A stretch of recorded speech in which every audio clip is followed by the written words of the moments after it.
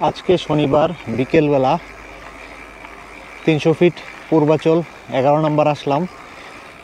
এই নতুন বিল্ড করা কার্বন বাইকটা নিয়ে, মাউন্টেন বাইক। এই বাইকটার একটা রিভিউ দিব ভাবতেছি, তাই এদিকে আসা। তো এই বাইকটা চালিয়ে কি ধরনের পারফরমেন্স পেলাম সেই ব্যাপারে একটা আপডেট দিব ইনশাল্লাহ।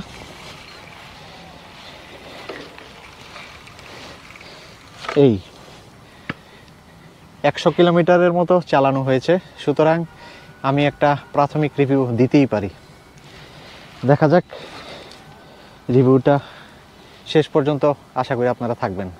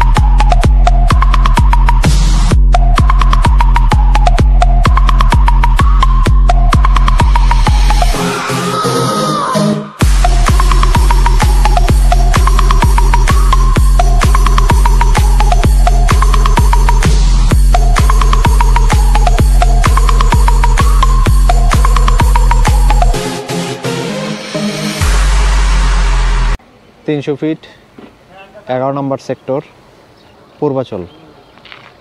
এখানে একটার পর একটা দোকান তৈরি হইতেছে। ফুচকার দোকান, পিঠার দোকান, চায়ের দোকান। গরুর দুধের চা পাওয়া যায়। এদিকটায় গরু দুধ খুব বেশি পাওয়া যায়, কারণ রাস্তার অপোজিট সাইডে হলো ইসাপুরা। ইসাপুরা দুধের জন্য বিখ্যাত। এখন মানুষ মাত্র আসতেছে, মানুষ এখন আইসা সারে নাই। আর এই পাশে হচ্ছে একটা ছোট নদী।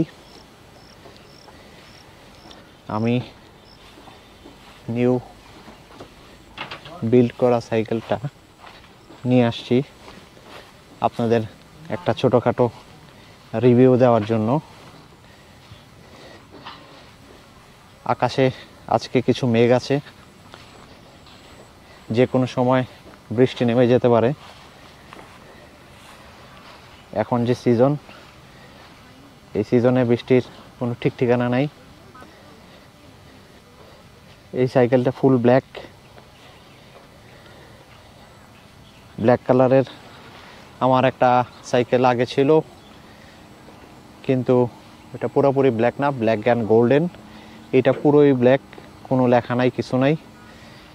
লেখাওয়ালা জানতে গেলে আমাকে আরও 7,000 টাকা বেশি দিতে হইতো।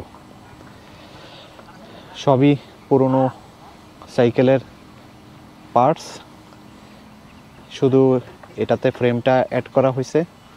আর ফ্রেম অ্যাড করতে গিয়ে আমাকে বাড়তি একটা কার্বনের সিট পোস্ট, একটা কার্বনের হ্যান্ডেলবার কিনতে হয়েছে। কার্বনের সিট পোস্টের এবং কার্বনের হ্যান্ডেলবারের ব্যাপারে আলাদা আলাদা দুইটা ভিডিও আছে। আর এই ফ্রেমটির ব্যাপারে একটা ভিডিও দিয়েছি, যেটা আনবক্সিংয়ের ভিডিও, ফ্রেমটা রিসিভ করার পরে। আর লিঙ্কগুলো আমি দিয়ে দিব। বাইকটার ব্যাপারে আমার অনেক কিছু বলার আছে, কিন্তু অল্প পরিসরে বলতে পারবো কিনা বুঝতে পারতেছি না। তারপরে শুরু করি। আমার একটা অ্যালুমিনিয়ামের 29 হুইল সেটের একটা বাইক ছিল কার্বনের, যেটা কাস্টম পেইন্ট করা ছিল। ছবি দিয়ে দিব, দেখতে পারবেন, সবাই চিনেন বাইকটা। তো ওই বাইকটার শুধুমাত্র ফ্রেম সেটটা চেঞ্জ করা হয়েছে। তো এই ফ্রেমটা আমার একটা কার্বনের বাইক বিল্ড করার খুব ইচ্ছা ছিল, তাই এই ফ্রেমটা আমি আলি এক্সপ্রেস থেকে নিয়েছি, ডেসক্রিপশনে লিংক দেওয়া থাকবে কোথা থেকে নিয়েছি, এবং এই ফ্রেমের আনবক্সিংয়ের একটা ভিডিও দিয়েছিলাম, সেই ভিডিওটা আবার এই লিংক দিয়ে দিব, আপনারা ইচ্ছা করলে দেখে নিতে পারবেন, তাতে ফ্রেমের ডিটেলস বলা আছে। তো অনেকেই প্রশ্ন করেছেন যে ভাই ফ্রেমটা কোনো ব্র্যান্ডিংয়ের নাম লেখা নাই কেন? তো এই ফ্রেমের ব্র্যান্ডিংয়ের নাম লেখা আসলে থাকতো, যদি আমি ওই ব্র্যান্ডিংয়ের নাম লেখা ফ্রেমটা আনতাম তাহলে আমাকে প্রায় 7,000 টাকা বেশি দেওয়া লাগতো। ওদের আলি এক্সপ্রেসে পেইন্ট ছাড়া ফ্রেমগুলো যদি কিনি তাহলে অনেক দাম কম পড়ে, তাই আমি আসলে পেইন্ট ছাড়া একটা ফ্রেম নিছি। যদি হোয়াইট কালার পাইতাম তাহলে হোয়াইট নিতাম, কিন্তু হোয়াইট আসলে একটা কালার, ওইটা নিতে গেলেই সমস্যা। তো এই ফ্রেমটা হচ্ছে কার্বন T100 ফ্যাব্রিক্সের, অর্থাৎ ওই কি বলে টরে যে ফ্যাব্রিক্সটা হয়, কার্বন টরে ফ্যাব্রিক্স, এবং ওইটার ডেনসিটি সম্ভবত 100 হয়, 700 হয়, 3K হয়, 800 হয়, এটা হচ্ছে 1000 ডেনসিটির। এটা ইউডি ফ্রেম। ইউডির ব্যাপারে এটার এই যে ভিডিও, সেই ভিডিওর এক কোনায় আমি একটু ডিসক্রিপশন দিয়ে দিব।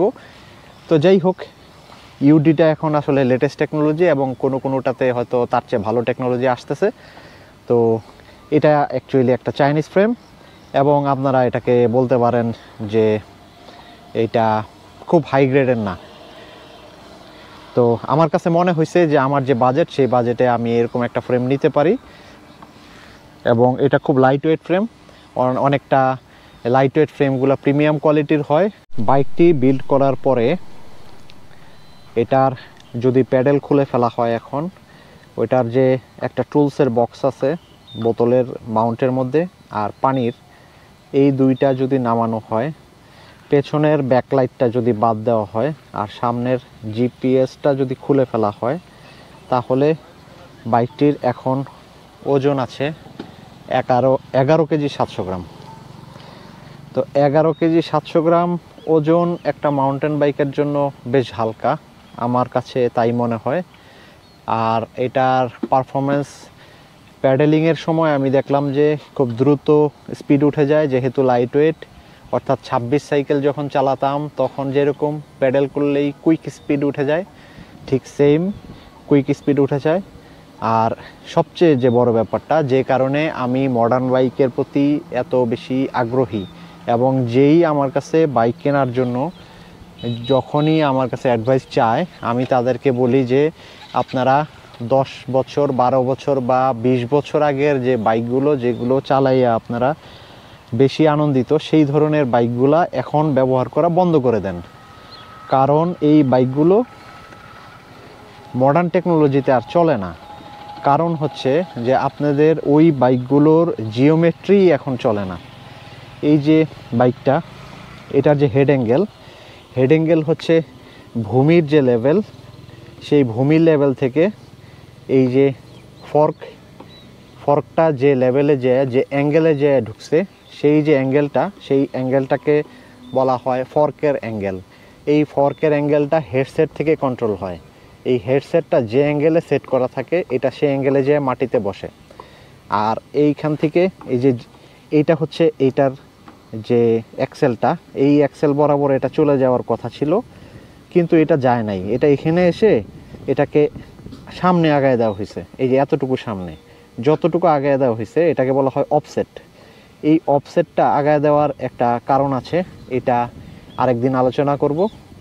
আজকে বাইকের রিভিউ, টেকনিক্যাল ইস্যুগুলো আমরা না বলি। তো এই যে এটার এই অ্যাঙ্গেলের কারণে এটা অনেক বেড়ে গিয়েছে। বেড়ে যাওয়ার কারণে এর স্ট্যাবিলিটি অনেক বেড়ে গেছে। অর্থাৎ যখন আপনি ফুটপাত, 1 ফুট উঁচা ফুটপাত থেকে যখন নামতে যাবেন, তখন আপনার কাছে মনে হবে যে খুব সিম্পল, এবং ফর্কের পারফরমেন্স খুব নাইস।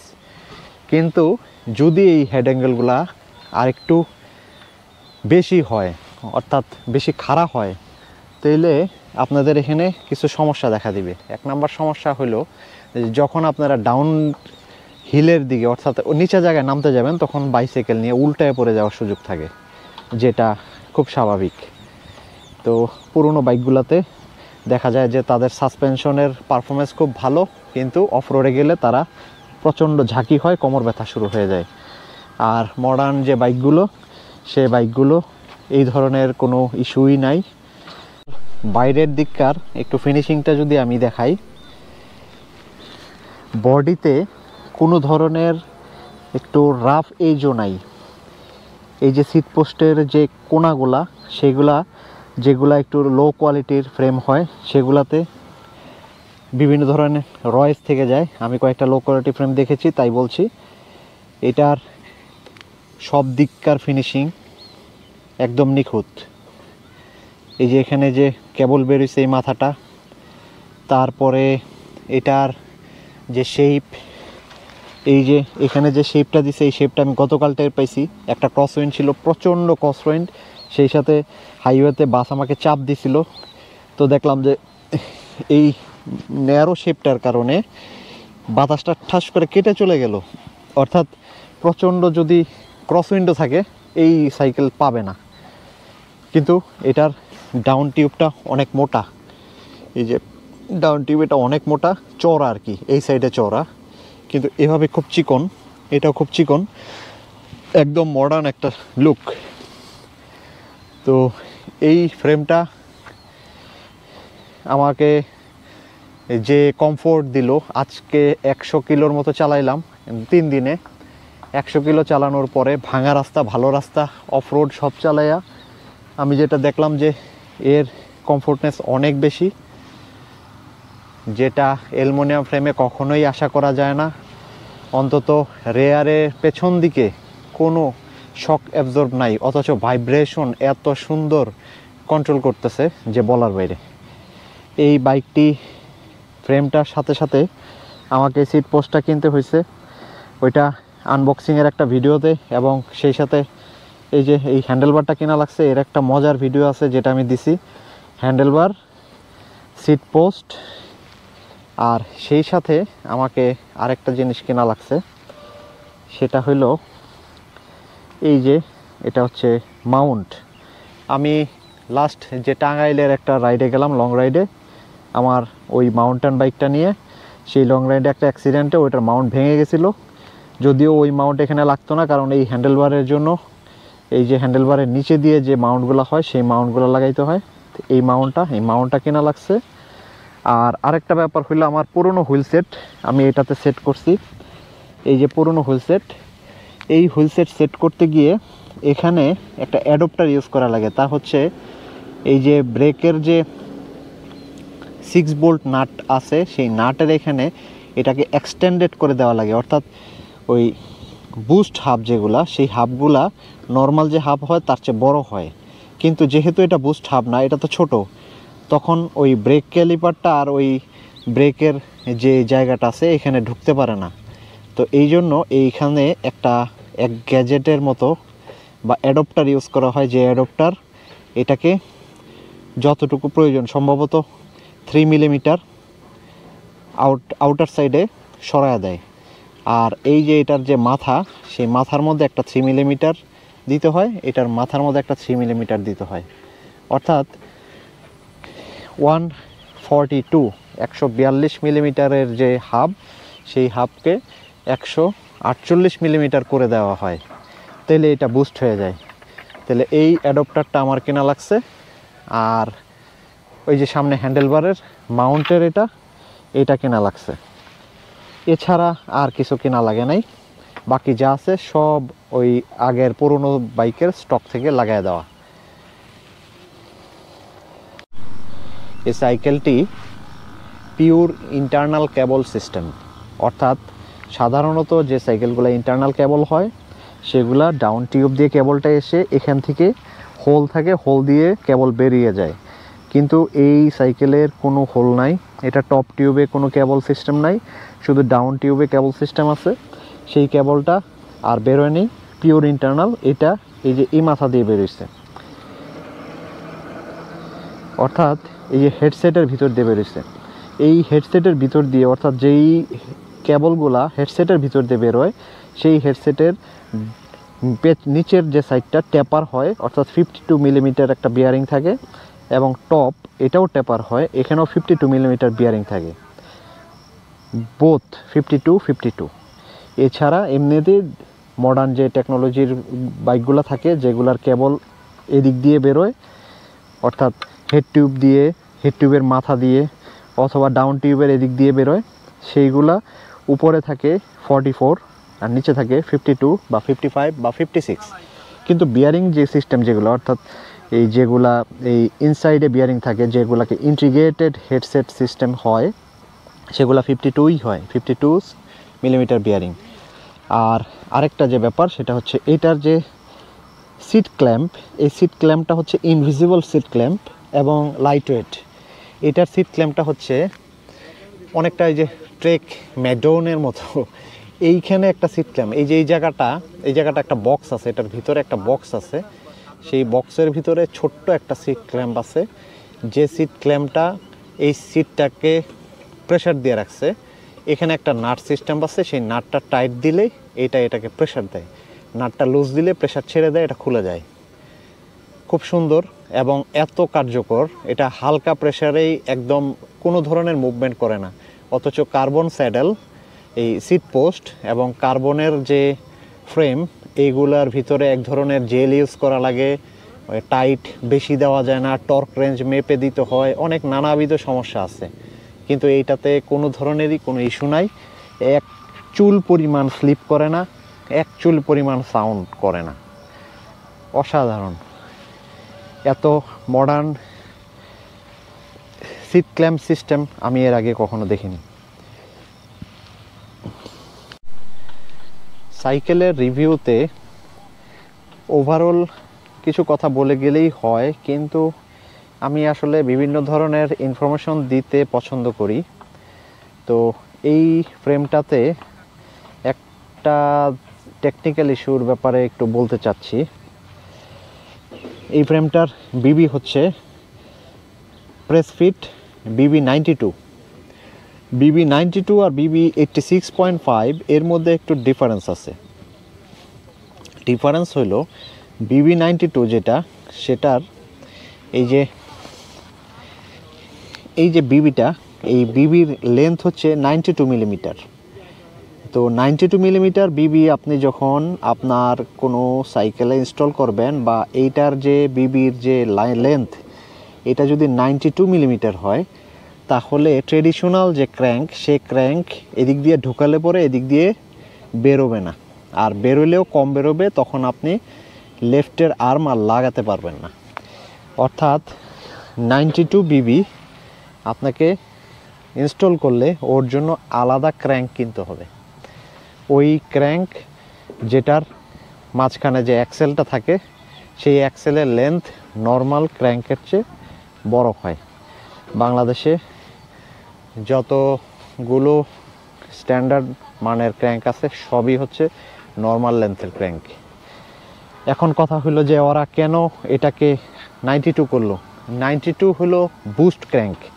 ওরা বুস্ট ফ্রেম বলতে শুধুমাত্র এইখানের যে হাবটা হয়, সে হাবের যে সাইজ হয় অর্থাৎ লেন্থ হয়, অর্থাৎ এখানে যে চেইন স্টে এবং সিট স্টে এই দুইটা এসে যেখানে মিলিত হয়েছে, এখানে যে থ্রু এক্সেলটা লাগতেছে, এই থ্রু এক্সেলের মাঝখানে লেন্থ হচ্ছে 148 মিলিমিটার, যেটাকে বুস্ট বলা হয়। সেই 148 মিলিমিটার হওয়ার কারণে মূল যে ব্যাপারটা তা হলো ক্যাসেট যেখানে থাকার কথা ছিল তার থেকে বাইরে চলে আসে। আর ক্যাসেটটা যখন বাইরে চলে আসে, ওই যে সামনে যে বিবিটা আছে, ওই বিবিটা তখন যদি বিএসএ বিবি হয়, অথবা 86.5 বিবি হয়, অথবা BB30 হয়, অর্থাৎ সোজা কথা বিবিটা যদি আগের যে সাইজ ট্রেডিশনাল বিবি হয়, ছোট বিবি হয়, অর্থাৎ নন বুস্ট ফ্রেমের যে বিবি হয়, তাহলে ওটা অনেক ভিতরে চেপে যাবে। ওটা ভিতরে চেপে গেলে আপনি যখন আস্তে আস্তে হায়ার গিয়ারে চলে আসবেন, তখন চেইনের যে অ্যাঙ্গেল এত বেশি বেড়ে যাবে যে তখন সিস্টেম লস হবে, অর্থাৎ আপনার এনার্জি খরচ হবে বেশি, সাইকেলের স্পিড কম পাবেন। এই জন্য এই টেকনোলজিটাকে ঠিক করার জন্য, অর্থাৎ যেহেতু এই যে এই ক্যাসেট চেপে যাচ্ছে, অর্থাৎ বুস্ট ফ্রেম যার ফলে ক্র্যাঙ্কও বুস্ট করা লাগছে। তো এইটা আপনি যদি বেশিরভাগ ফ্রেমই দেখেন, দেখবেন যে ওদের বিবিটা হচ্ছে নন বুস্ট আর পেছনে হচ্ছে বুস্ট। যদি সেগুলো কিনেন তাহলে আপনারা সেফ থাকবেন, বাংলাদেশের জন্য ওইটাই ঠিক আছে। কিন্তু যদি প্রপার এফিসিয়েন্সি চান তাহলে আপনাকে বোথ বুস্ট কিনতে হবে, অর্থাৎ সামনেও বুস্ট নিতে হবে, পেছনেও বুস্ট নিতে হবে। আর যদি আপনি সামনে বুস্ট ক্র্যাঙ্ক নেন, পেছনে বুস্ট হাব নেন, তাহলে কস্টিং কোন লেভেলে যাচ্ছে জানেন তো। আমি অলরেডি একটা ক্র্যাঙ্কের জন্য বাংলাদেশের যতগুলা সুনামধন্য জায়গা আছে সব জায়গায় নক করেছি, কারো কাছে স্টক নেই। আর যারা বলেছে প্রি অর্ডারের মাধ্যমে এনে দিবে, কেউ অর্ডার আমাকে প্রাইস দিয়েছে 12,500 টাকা, কেউ দিয়েছে 12,000, কেউ বলেছে এখন সম্ভব না, স্টক আউট। আর আমি আমার অ্যাঙ্গেলে যখন ট্রাই করেছিলাম, অর্থাৎ আলি এক্সপ্রেস থেকে যদি সরাসরি কিনে ফেলি তাহলে আমার খরচ পড়বে প্রায় 10,000 টাকা। আর এছাড়া আরেকটা মিডিয়া আছে, ওইটা দিয়েও যদি আনি তাহলেও হয়তো 9,000 টাকা বা 9,200 টাকা 300 টাকা খরচ হয়ে যাবে। অর্থাৎ এই অলমোস্ট 10,000 টাকার কাছাকাছি। 10,000 টাকা দিয়ে একটা ক্র্যাঙ্ক কিনবো, অথচ আমার ঘরে এখনও এমটিভি 2টা ক্র্যাঙ্ক স্পেয়ার আছে। তাহলে আমার কাছে ক্র্যাঙ্ক আছে, হলোটেক ক্র্যাঙ্ক, একটা ডিওর এক্সটি, অনেক মডার্ন ক্র্যাঙ্ক, অথচ সেগুলো আমি ব্যবহার করতে পারতেছি না। ব্যাপারটা বুঝতে পারছেন? এই হলো অবস্থা। ঠিক আছে, এই ইনফরমেশনটা শেয়ার করলাম। পূর্বাচল 11 নম্বর সেক্টর, ওই যে 2টা ফ্ল্যাগ উঠতেছে, একটা বাংলাদেশের ফ্ল্যাগ আর একটা ফ্ল্যাগে লা ইলাহা ইল্লাল্লাহ লেখা। এই যে এখানে এক ভাইয়া দোকান দিয়ে রাখছে, এখানে সিরিয়াল একটার পর একটা দোকান। বিকেলবেলা একটু পরে এখানে মানুষে ভরে যাবে। আর এইটা হচ্ছে লেক, এটাকে উপনদীও বলা যায়। এখানে নৌকা ভাড়া পাওয়া যায়, নৌকা দিয়ে চলাফেরা করা যায়। এত সুন্দর লুক। এই যে পতাকাগুলো উঠতেছে, মানে বাতাস। এখানে যে কেউ যখন তখন আসতে পারে। আমি সাধারণত দিনের বেলা আসি, দিনের বেলা মানুষ কম থাকে, যদিও এখন 5টা বাজে। সুতরাং আপনারা এখানে আসতে পারেন। জায়গাটা খুবই সুন্দর, এত সুন্দর জায়গা এই ঢাকার আশেপাশে কোথাও পাবেন না।